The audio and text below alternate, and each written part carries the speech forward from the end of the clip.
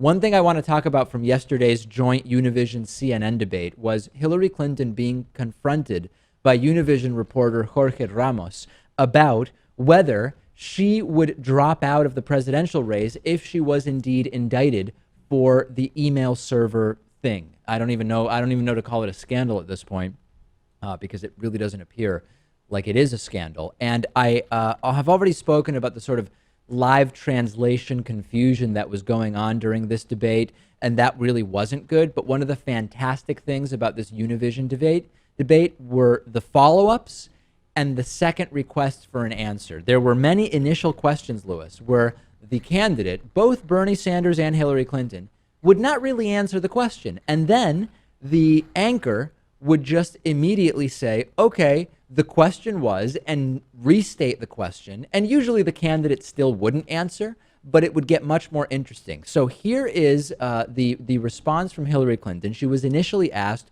would you drop out of the race if you were indicted for your involvement in the private email server? She didn't answer, and we will hear the moderator, Jorge Ramos, asking it again. And here is Hillary Clinton's answer. I am not concerned about it. I am not worried about it. And no Democrat or American should be either. The questions were, Secretary Clinton,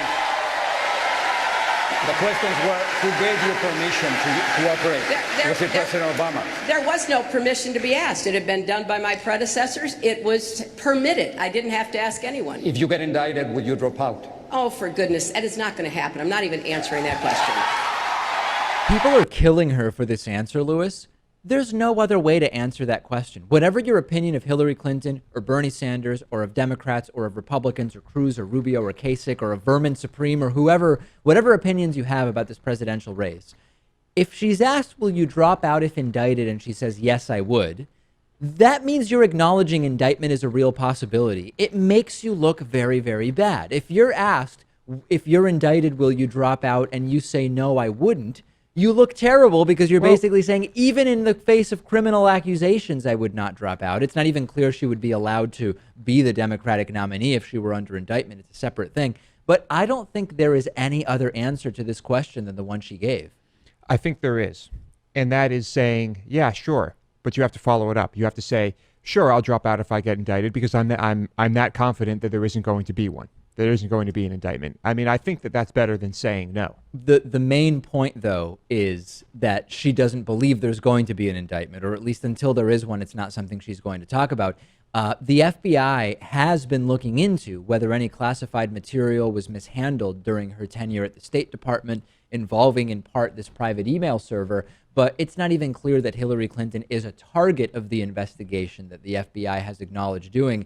Hillary Clinton being indicted is a very, very long shot. And as hard as Donald Trump would go against Hillary, if they are the two nominees, Trump's threats or claims that she might be under indictment by the time the primary is over, if I say today that is just not going to happen. She is not going to be indicted. Yeah, I really doubt it. I mean, never say never, but highly unlikely.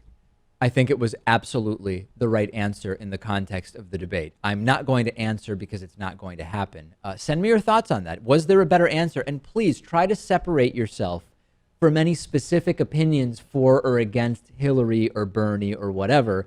Was there really any other answer to the question? I think the criticisms of Hillary for that answer are absolutely off base. The online news world is getting pretty cluttered with lots of nonsense. There's the so-called news sites that rewrite news articles, and then there's the websites we all know that we just can't trust. So lately, I've been reading Smashpipe, which is an online magazine whose goal is to surprise, amuse, and tell readers things they don't already know on a wide range of topics in current events and culture. Smashpipe is less interested in trending topics than in what's actually going on. And Smashpipe has no ads whatsoever other than the reader-generated classified ad section, and they never will. Smashpipe is what happens when you, on a bad day, stub your toe on the miseries and mysteries of life. Check it out at